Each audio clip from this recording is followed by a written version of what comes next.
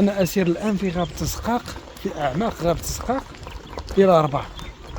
شاهدوا يا أصدقاء خلفية المنظر.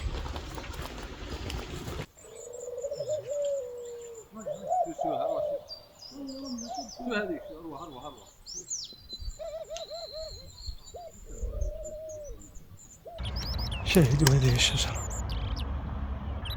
ربما يصل عمرها إلى مئات أو آلاف السنين. صوت العصافير في هذه المنطقة رائع جدا. استمعوا يا أصدقاء.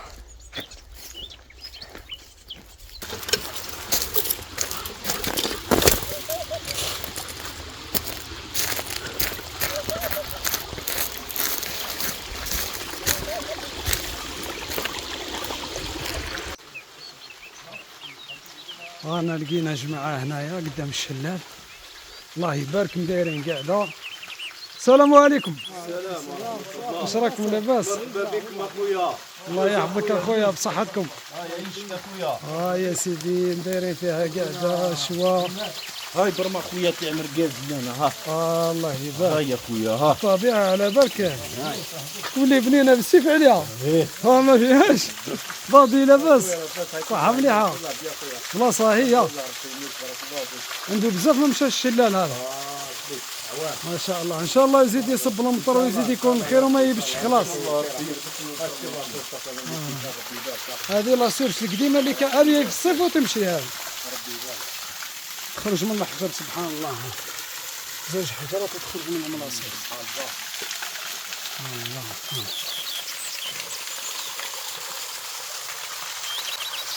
الماء صافي ما شاء الله. الله يتقول كريستال.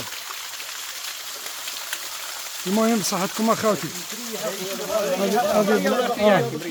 هذه بلاصه ما شاء الله بصحتكم.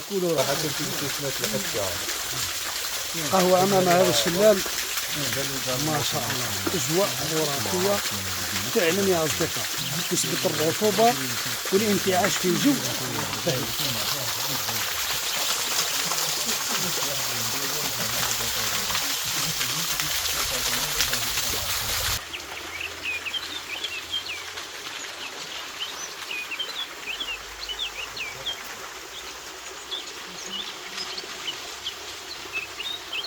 الله يبارك المرقاز. ما شاء الله الشاهي.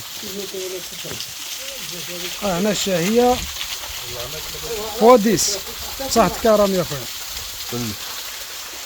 هذا بادي اللي يطبخ اخويا.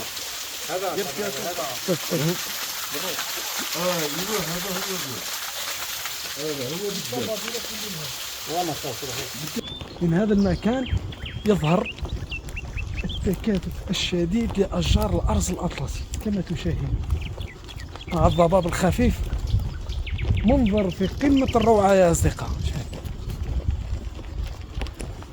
لا أعرف إذا كانت الكاميرا تنقل ما أشاهده أنا فعليا، ولكنه أجمل المناظر التي قد تشاهدها في الغابة. راحة نفسية، هواء عالي، الأصوات العصافير وخرير المياه التي تجري في الوادي. ما شاء الله.